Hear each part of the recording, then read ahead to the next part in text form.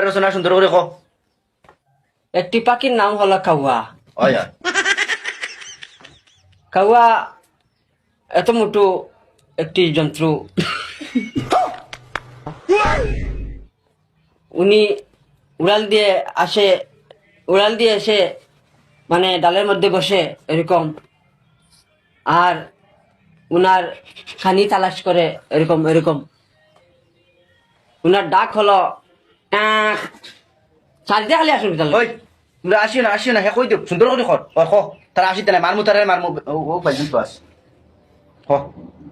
উনার ডাক হলো ক্যাঁক ক্যাঁক ক্যাঁক, ওরকম ডাকে।